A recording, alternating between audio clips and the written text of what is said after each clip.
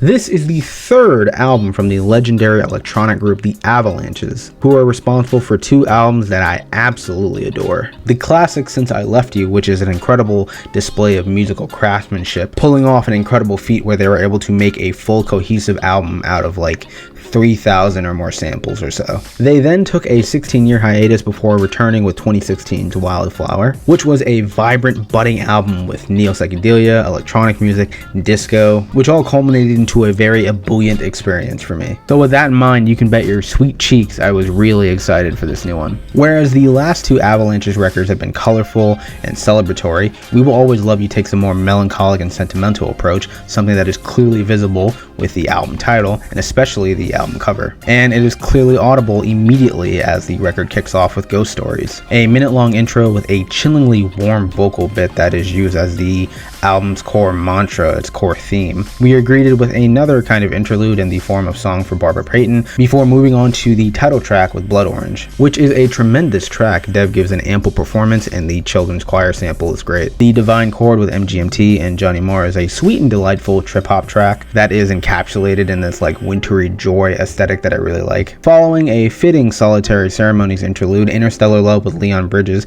takes a slow burn approach. The first half is kind of amorphous as the track is trying to find its rhythm and groove, but then it opens up in the latter half to be quite blissful. After Ghost Stories Part 2, which continues the album's motif, Reflecting Light with, I hope I pronounced this right, Sonata Maitreya and Vashti Bunyan has these teary strings and downing keys. I love the vocals here as they feel very ancient in the manner of like perspective, giving an overview of past life experiences. Oh the Sun with Perry Farrell of Jane's Addiction fame is so good. The choir sample laced with Farrell's vocals is quite moving.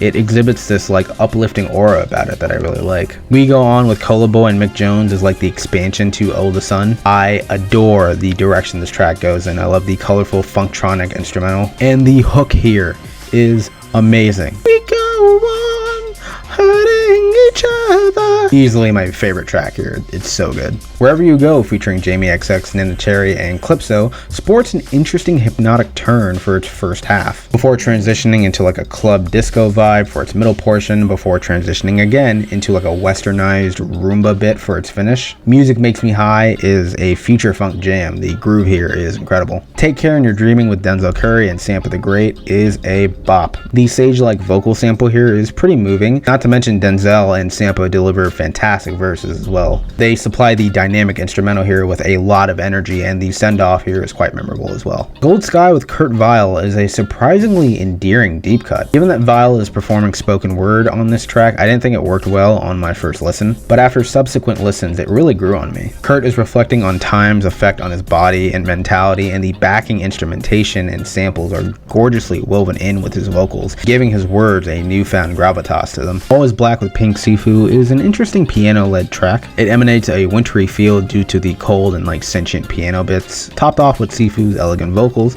it's a pretty good cut. Following the Dial D for Devotion interlude, Runnin' Red Lights with Weezer's Rivers Cuomo is yet another bop. Running red lights. Music Is the Light with Kelly Moran and Cornelius is an emotive penultimate piece. The progression of the track from its shallow and hollow openings to its earnest and inspiring main mantra is nothing short of fantastic. And the closing track, Weightless, is a sound piece send-off that sounds like someone trying to tune the frequency to find a transmission before it's lost forever. And once they find that transmission, it ends up being the same vocal bit you hear in the opening track, bringing everything full circle. I was really impressed at how the Avalanches were able to maintain this core theme of the album throughout its 25 tracks. Wasn't all perfect, however. There were a couple of sore spots on the album for me, mostly because of the tracks I wasn't all that intrigued and end up sharing these same ailments, being that these tracks really don't go anywhere or accomplish anything that could be considered contributive to the album as a whole. Until Daylight Comes, it barely has any substantive value,